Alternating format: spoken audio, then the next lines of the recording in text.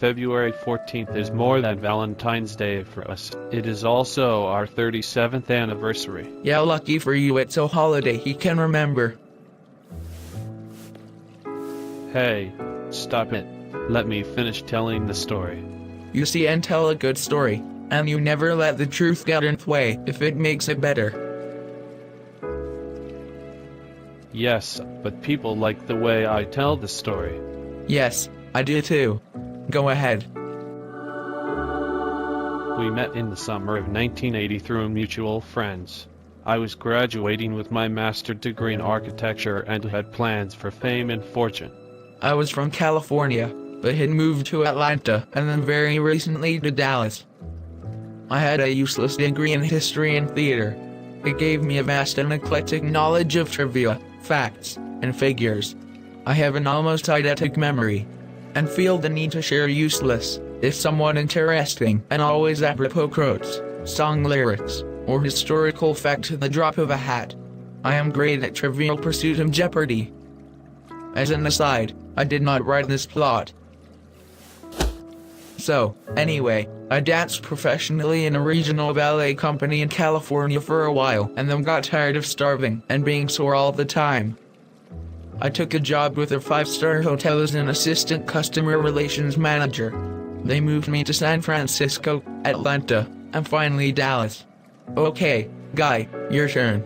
I was saving up my money, paying off my loans, and ridding myself of most of my personal stuff. I was moving to New York City.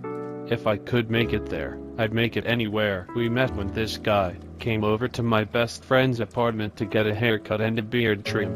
It was cheap. That means free, and there was free booze. Hey, not all the details. Let's just say there was an instant spark, a chemistry and attraction. Yep, we could say that. We casually dated and became instant friends. Neither of us were looking for a long-term relationship, because both of us had had recent breakups and were not in a hurry to make the same mistakes again. Amen to that, brother.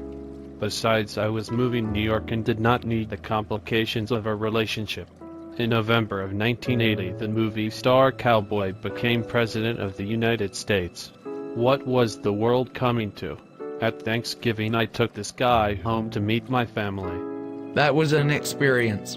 You meet his family en masse. There must have been 1,000 people there. Or it seemed like it at least. My mom, my sisters, and my grandmother loved you. You charmed the pants off of them. Yeah, I liked them too. The day after Thanksgiving, I moved to New York. That was kind of hard, watching you get on the plane and not really being able to kiss you goodbye, because your whole family was there to send you off. Everyone was in tears. It was like some old movie where the son leaves the old country to find fame and fortune. I naively moved to New York without an apartment, without a job, knowing no one there, and with a lot less money than I thought I would need to live there. New York is expensive. I found a tiny apartment to room share with 2 other guys, both complete strangers. It was odd and very uncomfortable. I called this guy every night and we'd talk for hours. Okay, viewers, remember this is Christmas time 1980. He is lonely in New York and needed a friendly voice. On December 8th, his childhood idol John Lennon was murdered 2 blocks from his apartment.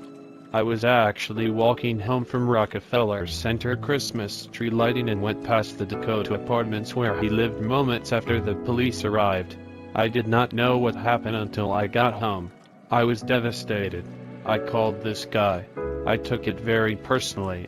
A part of my childhood died that night. He called me in tears. I let him cry. And we just sat on the phone in silence for what seemed like hours. Okay kiddos, remember this is before cell phones, internet, email, text messages, or FaceTime. This was expensive, long distance, and the call cost me more than my rent. I think this call is where we both admitted that what we felt for each other was more than just friendship. I'm not sure who said it first, but we admitted that we were in love. We decided I would come to New York on vacation in January to see what it was all about. I did. I came. He seduced me with 4 Broadway shows, and showed me the magic of New York during the holiday seasons. We found an apartment that we could afford and I went home, packed my bags, quit my job, sold or gave away everything I could not put in a suitcase and moved to New York.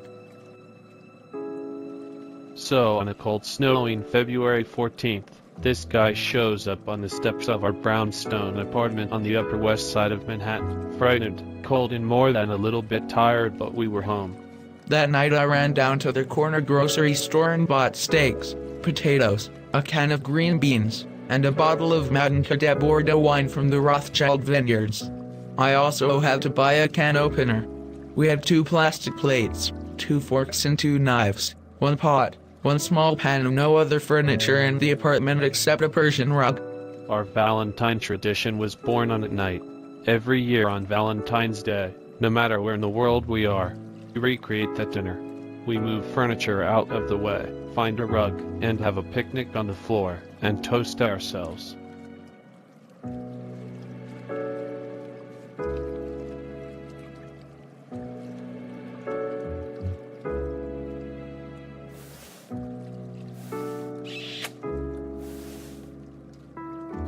The magic is still there. Happy Valentine's Day.